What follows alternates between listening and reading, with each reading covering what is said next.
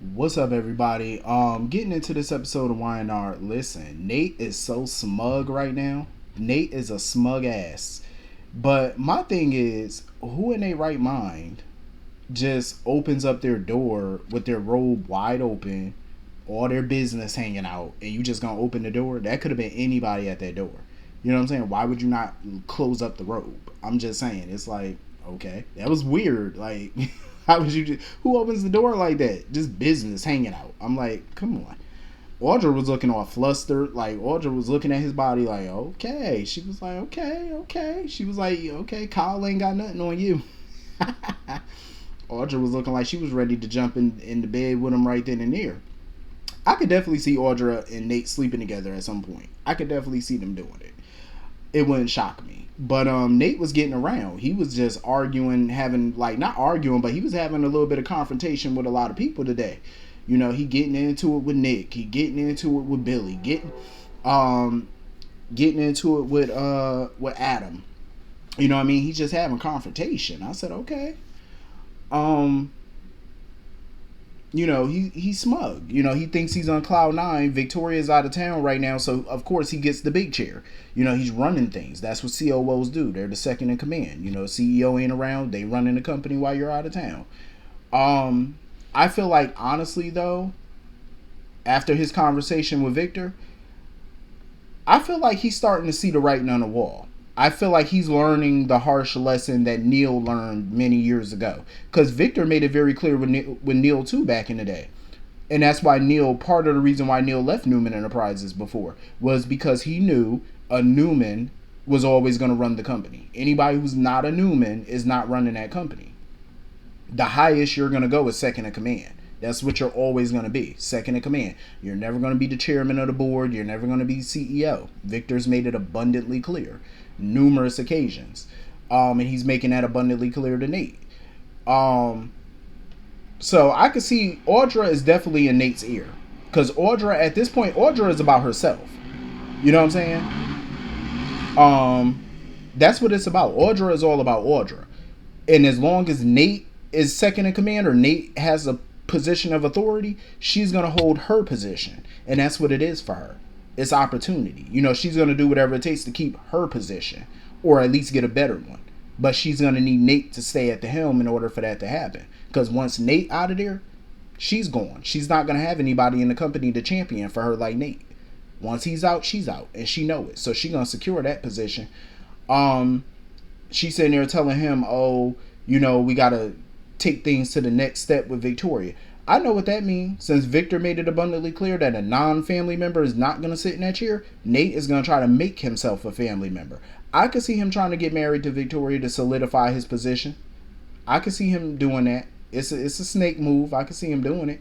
I can't believe Victor talking about, oh, well, unlike Nick, I trust you. Part of me feel like Victor be playing games or he up to something, because I'm like, what do you mean you trust him? Trust him to be what, a snake? But I ain't even mad at Nate. I'm not, because at this point, the way Victoria been acting, I really do hope Nate play her, because that'd be another man playing her. Everybody try to warn her about this brother. She don't want to listen. Nick tried to warn her about Ashlyn. She didn't want to listen. So, fool me once, shame on you. So, she look like she about to get fooled again. So, it's on her.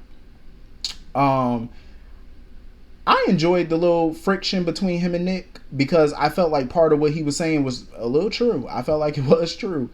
Like, Nate got to where he is by ambition. He's ambitious. Everybody see it and everybody said that about him. Is Nick ambitious?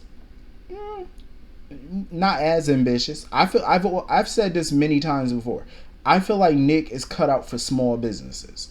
I don't feel like Nick is big corporate. He's not a big corporate type.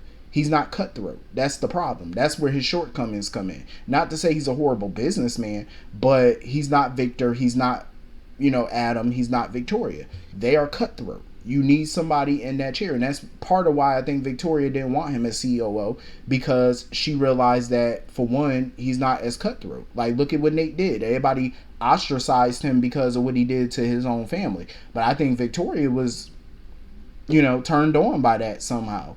Because she was like, it took a lot of balls for him to do what he did. That shows that he got some moxie. Something that she felt like Nick doesn't have. Like, Nick if Victoria wanted to be cutthroat, Nick would try to talk her out of it all the time. She doesn't want somebody to do that. But I still say, Nick is definitely right about Nate. He's ambitious, but he's gonna do whatever it takes to keep his position. Um.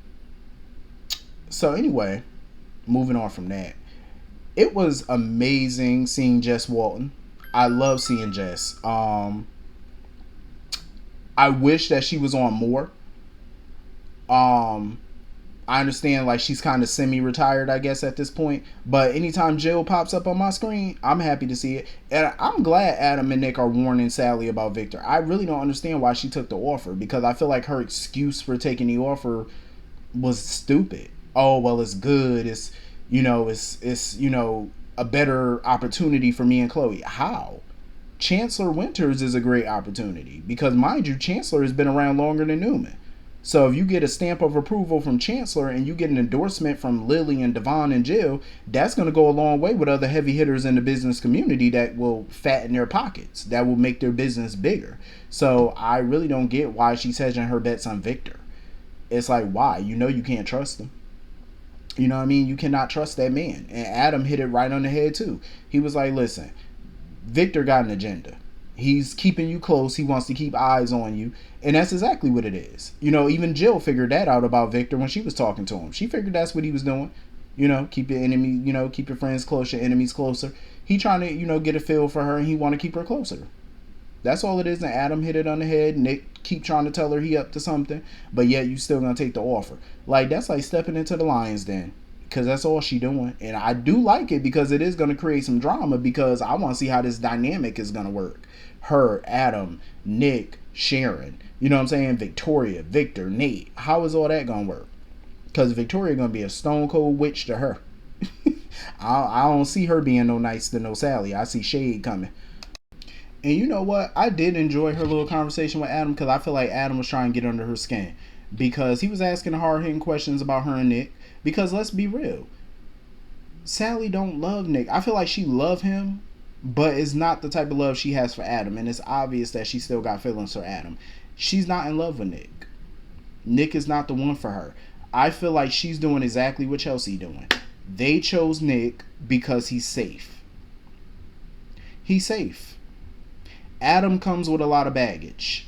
Adam comes with a lot of drama. Mind you, they knew that before any one of them ever got with him. They knew what he was about. But once they experience it and, they finally get out from under him, that's when they want to gravitate towards Nick and proclaim their love to him, or proclaim like they with him because, they care about him. And I believe they do, but they still got that hold with Adam.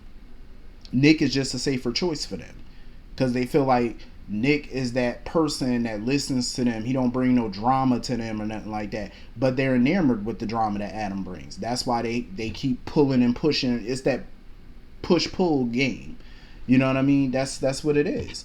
And I wouldn't be shocked if she fell back in with Adam again. I wouldn't be shocked, because I feel like her and Nick are pretty much running their course. They've been ran their course. And it's only a matter of time. So anyway, moving on from that. This whole plan that Jack and Diane got with Billy, playing a double agent pretty much, I feel like it could work, but I also feel like it's going to blow up in their faces, because let me tell you something, Ashley and Tucker are not stupid people. Even if you stage a massive argument in front of them, in order for Tucker and Ashley to buy into it, Billy's performance would have to be Academy Award level for them to buy into it. They're not stupid people. You know what I'm saying? They know that Jack declared war, and, she declared war on him. They're in the middle of a war right now. They're going to have their guard up. But I also understand why Jack is a little leery of Billy, because he might fall in line with them for real and forget that he's supposed to play a role, because they might make him a generous offer, better than what he got at Jabot. But at the same time, he would be stupid if they did offer him a role. He would be dumb to take it, because he's the co-CEO of Jabot. He's never going to be a CEO of whatever new company Ashley and Tucker are doing. The only two people that's ever going to really call the shots over there are Ashley and Tucker. You know what I'm saying? Billy is just going to be under them.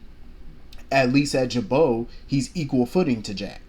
You know what I'm saying? So I hope for their sake that this plan work out. I think there's a lot of holes in it, but may the best person win, because I want, like I said before, I don't have a dog in this fight. I want to see who's gonna win it.